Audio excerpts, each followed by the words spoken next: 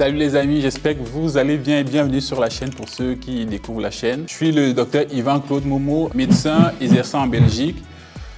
Il y a quelques années, j'ai immigré de mon pays, le Cameroun, pour poursuivre mes études de médecine en Belgique. Et au bout de quelques années, je crois que je peux donner un avis éclairé à ceux qui veulent se lancer dans cette procédure pour X ou Y raison.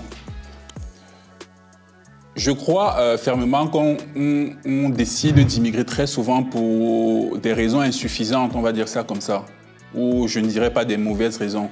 Mais je voudrais vous donner un avis éclairé à partir de deux anecdotes, des choses que j'ai vécues en Belgique, qui vous permettront de vous faire un avis lucide de la situation, du vécu en Belgique, de ce que vous allez vivre en Belgique, des obstacles que vous allez avoir.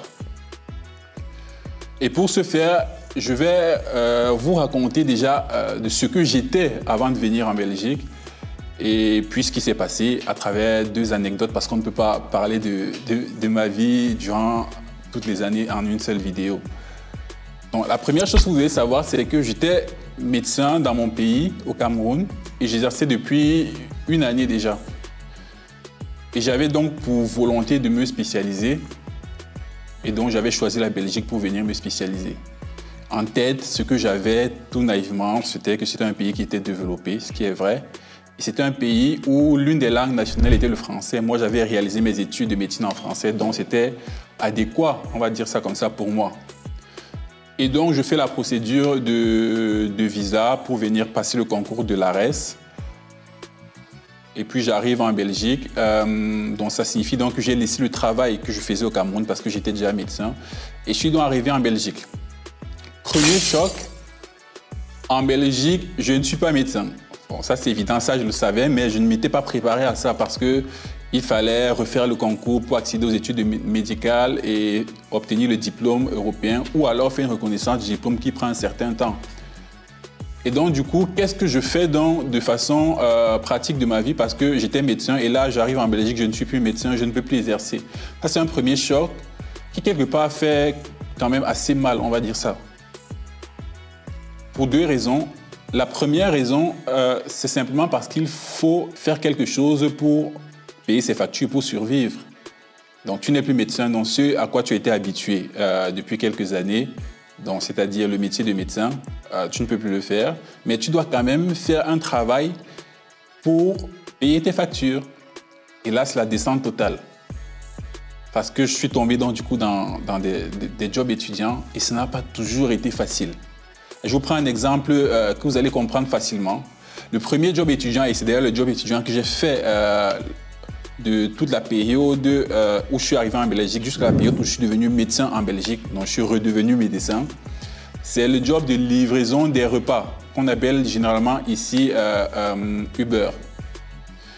Donc ça signifie quoi? Qu'est-ce que tu fais? Donc tu as une commande, tu vas aller récupérer la commande au restaurant et aller livrer à un client qui a commandé ce repas.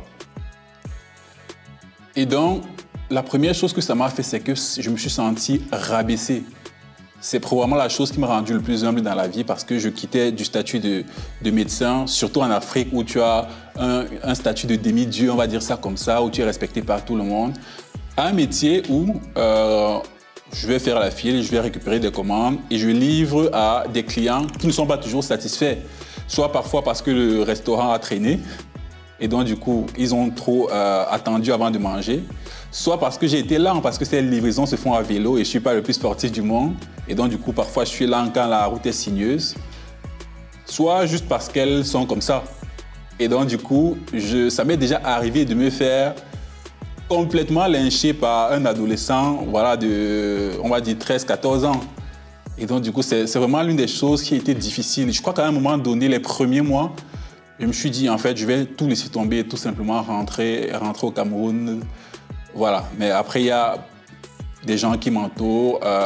Ça implique qu'il faut vraiment être bien entouré en Belgique, qui m'ont encouragé dans ce processus-là. D'autant plus que c'était un métier qui n'était pas du tout bien payé. La deuxième anecdote que je vais vous raconter, c'est en rapport avec les études médicales en elles-mêmes. Donc, je suis retourné aux études. Ça implique que j'ai dû refaire des matières que j'avais déjà fait pour être médecin. Premier choc, quand tu retournes aux études. Deuxième choc, c'est que tu as des camarades avec qui vous concourez pour les mêmes places en spécialisation, puisque moi, j'étais venu pour me spécialiser, donc c'était le but.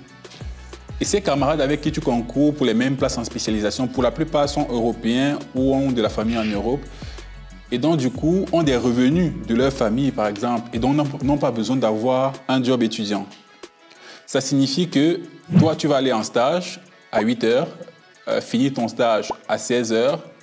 Lui va faire pareil. Quand il va rentrer, il va étudier parce qu'il a des revenus de sa famille, il vit en famille et tout. Mais toi, de 16 heures à 23 heures, tu vas aller à ton job étudiant parce que toi, tu n'as pas de revenus et donc, du coup, tu dois quand même payer tes factures, payer ton loyer.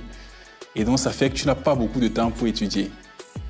Et ça m'est déjà arrivé de faire des jobs de nuit, de finir le stage à 16 heures, d'aller vite faire me reposer, aller un job à 20 heures pour ne finir qu'à 4 heures du matin. Rentrer, me redoucher et revenir en stage. Et à ce moment, tu te rends compte qu'évidemment, tu n'es pas aussi vigilant que les autres et aussi efficace que les autres. Tu es tout simplement largué, quoi. Pas forcément parce que tu n'as pas beaucoup de capacités, mais parce que le mode de vie que tu as, tu es obligé de l'avoir, n'est pas compatible avec les études de médecine, tout simplement. Lorsque je postule pour la première fois en spécialisation, c'est un échec total. Moi, je crois, c'est vrai qu'il n'y a pas de note pour classer les candidats, mais moi, je crois que j'étais parmi les derniers. Et donc, c'est un petit choc. C'est juste pour vous dire que vous n'aurez pas forcément ce pourquoi vous êtes venu d'emblée. Je suis venu pour faire des études de spécialisation et j'arrive en Belgique, je postule en spécialité après tout le parcours que vous connaissez et c'est un échec. Et c'était un échec mérité. Je crois que je ne méritais pas d'avoir la spécialisation cette année-là. Donc on parle là de 2023. Je crois vraiment que tous les candidats qui avaient postulé avec moi, qui ont été choisis, méritaient vraiment d'être avec moi parce que mes notes étaient moyennes. Évidemment, il y a un contexte, le job étudiant, l'adaptation, etc. Mais dans tous les cas, au bout du compte, c'est clair que je ne méritais pas de réussir. Et donc après cela, je me suis vraiment posé la question de qu'est-ce que je suis venu faire ici parce que j'ai sacrifié beaucoup, j'ai laissé mon travail. Je me suis humilié avec les jobs étudiants auxquels je n'étais pas habitué, avec un travail qui n'était pas forcément de bonne qualité parce que je devais jobber et faire d'autres choses. Et au final, je n'ai pas ce que je suis venu chercher. Je me pose la question de qu'est-ce que je fais là? Est-ce que je dois rentrer? Ça a été une période aussi qui était ultra difficile, on va dire ça. Mais une nouvelle fois, j'étais soutenu par des proches que j'avais. Et j'ai aussi eu la chance d'avoir un mentor, quelqu'un qui m'a compris. Un patron que j'avais comme on en a très peu, on va dire ça comme ça, qui m'a pris sous son aile après mon premier échec au concours de spécialité et qui m'a fait travailler dans l'hôpital où il travaillait. Et très souvent même, puisque c'était une période où je déprimais parce que je n'avais pas eu le concours de spécialité, qui a souvent couvert mes erreurs à l'hôpital, on va dire ça. Donc parfois je faisais des erreurs, et lui il repassait après pour rectifier le tir, quoi.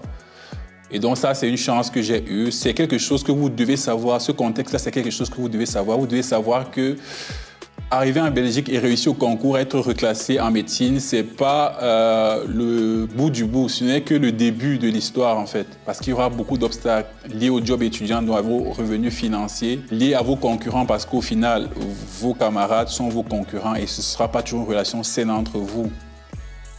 Mais c'est important que vous sachiez ça, que vous ayez toutes ces informations-là avant de vous engager, quel que soit l'endroit d'où vous venez. J'espère que cette vidéo vous a aidé. J'en profite pour rappeler qu'avec un groupe de personnes qualifiées, nous organisons depuis quelques années déjà des cours de préparation adaptés, au total 200 heures de cours durant 2 mois pour vous préparer au concours d'accès aux études médicales et dentaires en Belgique. On a un taux de réussite au-dessus des 60% depuis 3 ans maintenant. N'hésitez pas à nous contacter via nos contacts en description de la vidéo. Voilà, c'était tout pour cette vidéo. Ciao! Podcast sponsored